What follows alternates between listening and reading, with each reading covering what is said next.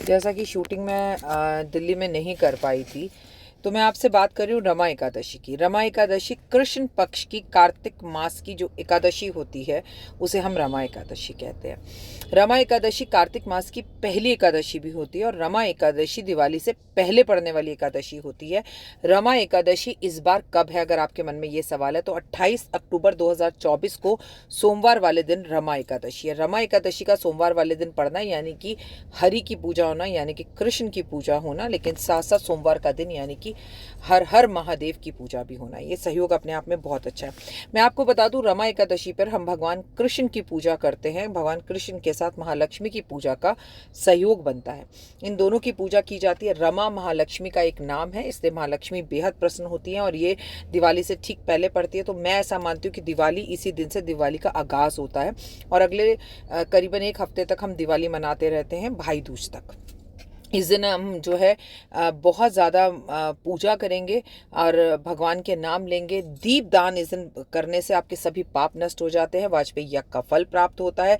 भगवान विष्णु की इस दिन केशव रूप में पूजा की जाती है और उनके साथ महालक्ष्मी की रमा के रूप में पूजा की जाती है, जो कि महालक्ष्मी का एक नाम है।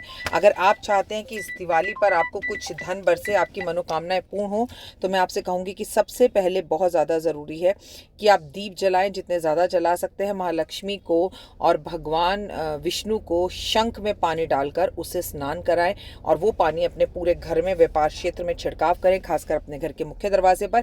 तो आपकी सभी मनोकामनाएं पूर्ण होंगी और भगवान की असीम कृपा आपके ऊपर बनेगी। माता रानी आपकी झोलियां भरेगी। तो रमा एकादशी सोमवार को है और 2024 की अगर बात की जाए तो ये साल शनि का साल है, इसलिए आपको महालक्ष्मी की विशेष पूजा करनी चाहिए ताकि आपके घर में इस बार दिवाली बहुत जमकर बने और आपकी हर मनोकामना। रमा एकादशी वाले दिन मैंने आपको बताया कि कृष्ण के, विष्णु भगवान के केशव रूप की पूजा होती है और महालक्ष्मी के रमा नाम की पूजा होती है। तो केशव रमा, केशव रमा, केशव रमा, केशव रमा, केशव रमा, 108 बार ये दोनों नाम लिखकर, केशव रमा, केशव रमा, केशव रमा 108 बार लिखकर शहद की शीशी में डालकर, शहद की शीशी को बंद कर कर और आप जाकर इसे निश्चित ही रूप से जो है किसी भी महालक्ष्मी के मंदिर में अर्पण करेंगे। चाहे तो अपने घर में भी रख सकते हैं और उसके बाद आप चाहें तो इस शहद को खाने में प्रयोग भी कर सकते हैं। जब आपका वो कागज़ नीचे रह जाए तो उस शीशी को और कागज़ को जब शहद ख़त्म हो जाए तो किसी भी पीपल के पेड़ के नीचे जाके रखाइएगा।